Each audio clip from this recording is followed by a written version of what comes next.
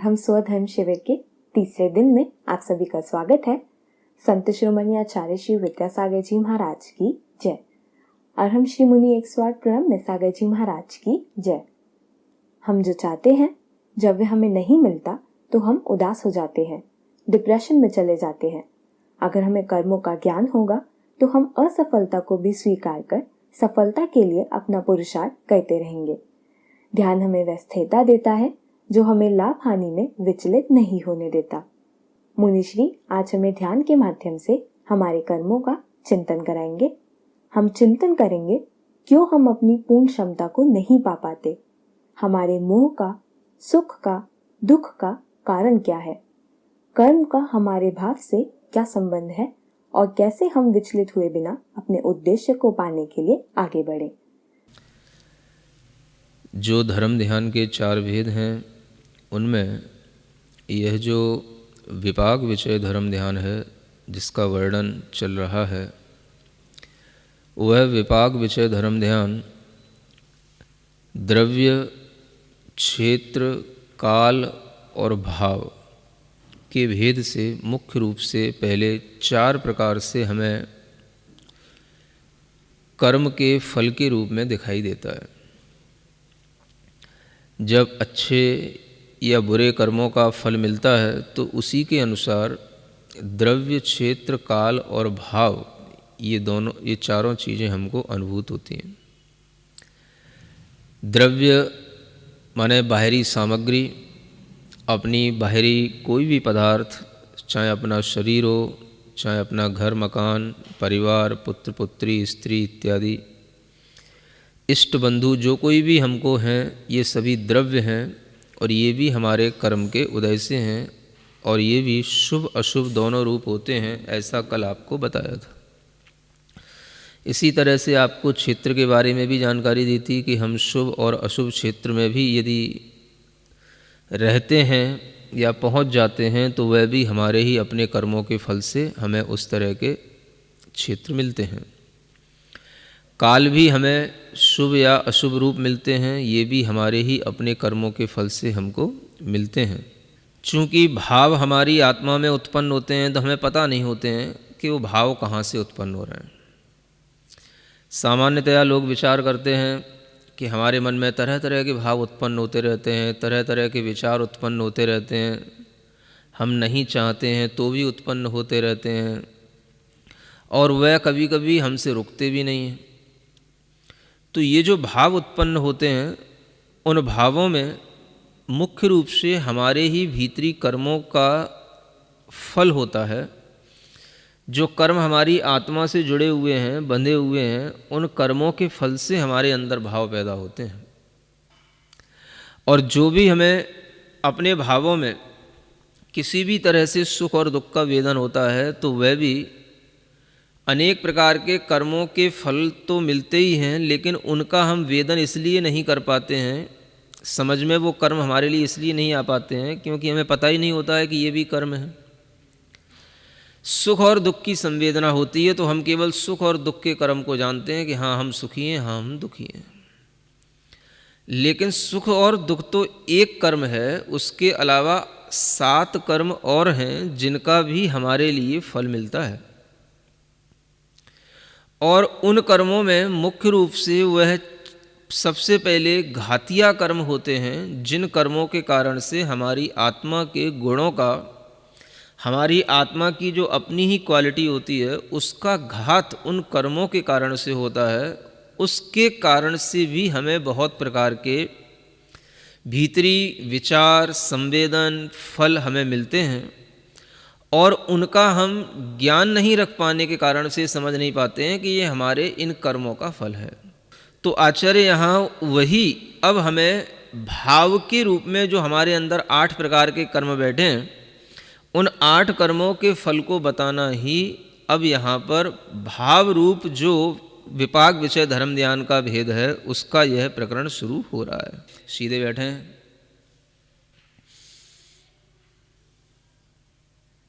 कमर सीधी करके, गर्दन सीधी करके, आंखें बंद करें।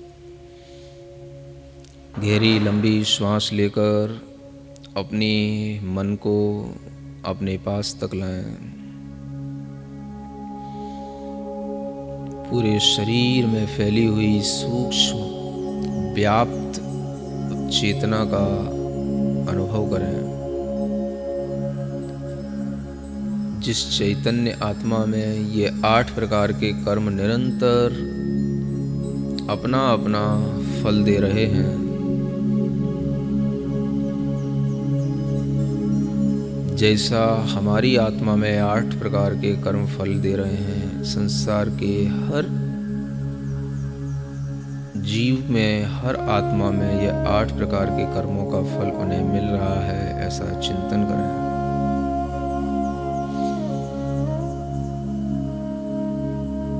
सभी जीव ज्ञानावरण कर्म के फल से ज्ञान को पूर्ण अनुभव में नहीं ला पाते। दर्शनावरण कर्म के फल से संसारी जीवों को पूर्ण सभी पदार्थों का दर्शन नहीं होता। वेदनीय कर्म के फल से यह जीव छोटे या बड़े सुख और दुखों को भोगता रहता है। दर्शन मोहनीय कर्म के फल से यह जीव अपनी आत्मा पर श्रद्धा नहीं करता, देह और संसार को ही सत्य मानता है। चारित्र मोहनी कर्म के फल से यह जीव कभी आत्म संयम भाव शुद्धि का आनंद नहीं ले पाता।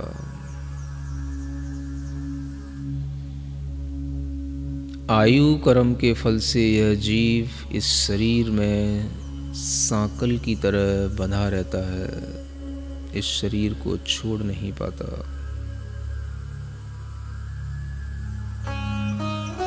नाम कर्म के फल से यह शरीर अनेक प्रकार के लंबा चौड़ा मोटा पतला रोगी निरोगी अनेक तरह की अंग उपांगों की रचनाएं विभिन्न रूपों में जो संसार में हर जीव के अंदर दिखाई दे रही हैं, हर शरीर में दिखाई दे रही हैं, वो सब नाम कर्म का फल है।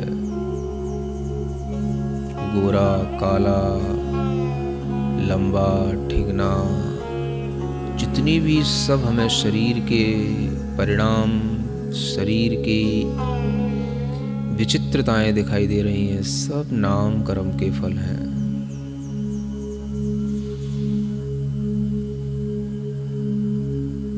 गोत्र कर्म के फल से यह जीव उच्च या नीच कार्यों को करता रहता है। संसार में कितने ही जीव उत्कृष्ट कार्य करते हैं और कितने ही जीव निम्न कार्यों से अपना जीवन जीते हैं।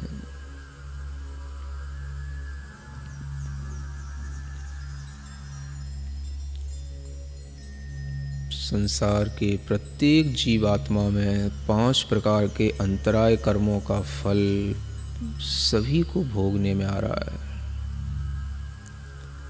दान के अंतराय कर्म के उदय से यह जीव इकट्ठा तो करता है धन वस्तुएं, लेकिन किसी को दान नहीं करने का भाव कर पाता।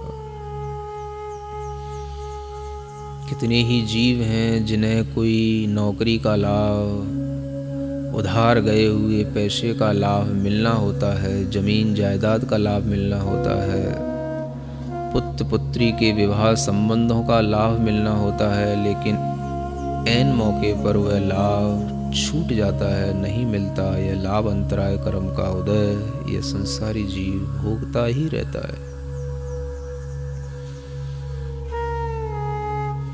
भोग अंतराय कर्म के उदय से यह संसारी जीव खाने पीने की सामग्रियां सामने होते हुए भी रोगों के कारण से उन्हें भोग नहीं पाता। किसी के गर्दन में छेद है, नली डाली गई है, कोई रोगी हैं, कोई डायलिसिस पे पड़े हैं, कोई वेंटिलेटर पर पड़े हैं। ऐसे तमाम जीव भोग अंतराय कर्म का फल भोग रहे हैं। पैसा है, वस्तुएं हैं, लेकिन भोग नहीं सकते। उपभोग अंतराय कर्म के उदय से ये अपने घर, बेडरूम, घर की जितने भी फैंसी आइटम, जितनी भी विलासिता की चीज़ें हैं, सब इकट्ठी कर रखी हैं, लेकिन ये भोग नहीं सकते क्योंकि ये घर में टिक ही नहीं पाते। कोई ऑफिसों में बैठा है, कोई डॉक्टरों के यहाँ हॉस्पिटलों में भर्ती है। ये सभी उपभोग अंतराय कर्म का फल भोग रहे हैं।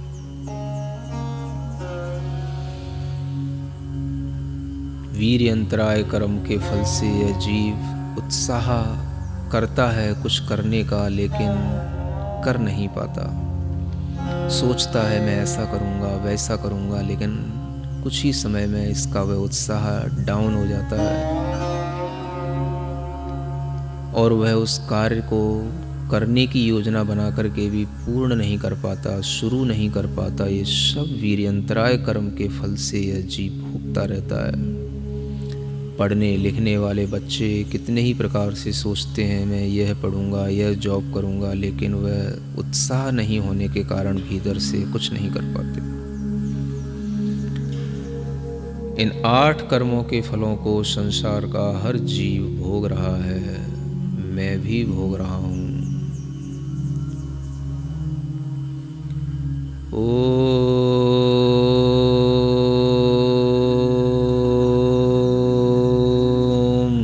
अरहं नमः।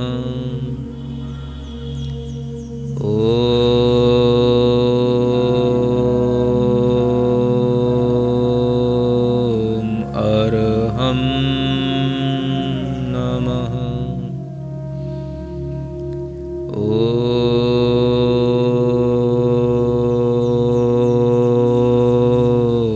अरहं नमः। शांत मन से पुनः इन 8 कर्मों का विचार करें, विपाक विजय ध्यान करें।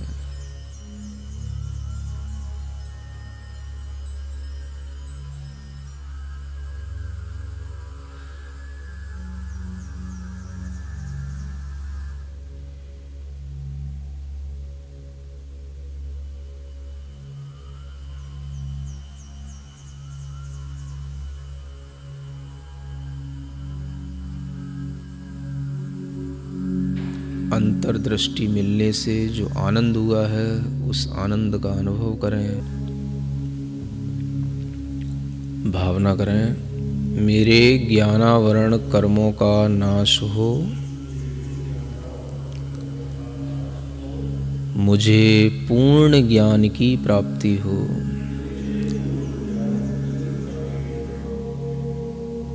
निरंतर मन में विचार करें, मेरी आत्मा के ज्ञान को कर्मों ने ढक रखा है, इनका अभाव हो, मुझे मेरी आत्मा का ज्ञान प्राप्त हो।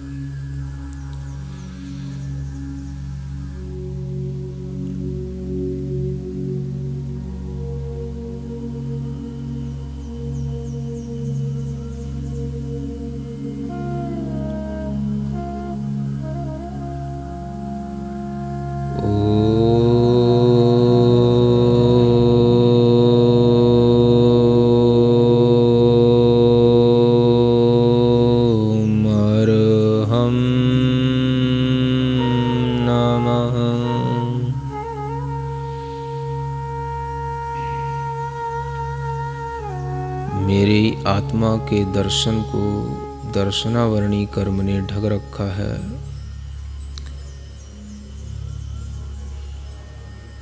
मैं सब कुछ देखने की क्षमता रखता हूँ। दर्शनावरणी कर्म ने मेरी शक्ति को बांध रखा है। दर्शनावरणी कर्म का फल कितना विशिष्ट है।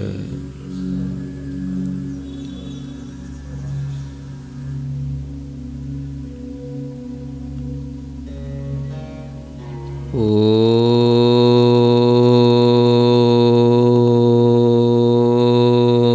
अर्हं नमः।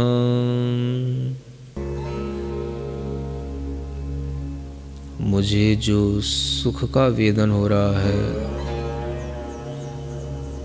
यह साता वेदनी कर्म का फल है। जो मुझे चिंता,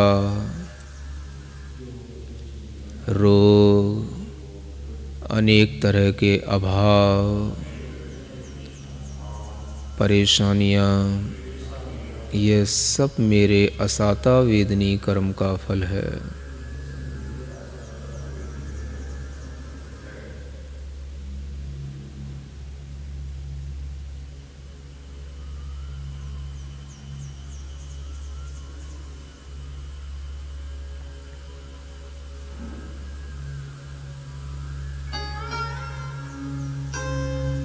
इन कर्म फलों का मैं विचार कर रहा हूँ, चिंतन कर रहा हूँ।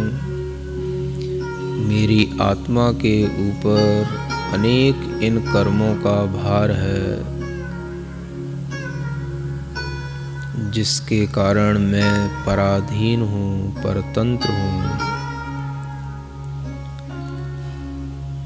इस धर्म ध्यान से मैं धीमे धीमे स्वतंत्रता को प्राप्त करूँगा, कर्म बंधन से मुक्त होऊंगा। ओम अर्हं नमः। ओम अर्हं नमः। ओम अर्हं नमः। ओम अर्हं नमः। ओम अर्हं नमः। ओम अर्हं नमः। ओम अर्हं नमः। ओम अर्हं नमः। ओम अर्हं नमः। अपनी हथेलियाँ घिसकर आँखों पर रखें। ओम अर्हं परम शांति। ओम अर्हं परम शांति। ओम अर्हं परम शांति। आप सभी का दिन मंगलमय हो, इसी भावना के साथ ओम अर्हं नमः। इस कार्यक्रम के पुण्यार्चक थे स्वर्गीय श्री राजेश जैन, व्रती अमिका जैन, कोयले वाले मेरठ, पुत्र ईशान जैन, एडवर्टाइजिंग एवं इवेंट्स एजेंसी गुड़गांव, पुत्री एवं दामाद अनुर्षी गुंजन शाह, कृतिका निखिल जैन, दोहता निधान जैन, श्री रमेश चंद्र जी जैन, सूर्यकाला जी जैन, अमित जी जैन, सेतु जी जैन, यशवी एवं अनवी ठाड़े मुंबई, कांतिलाल जी शाह, नीलम जी शाह, ललित जी शाह, ज्योति जी शाह, रौनक शाह, बरखा।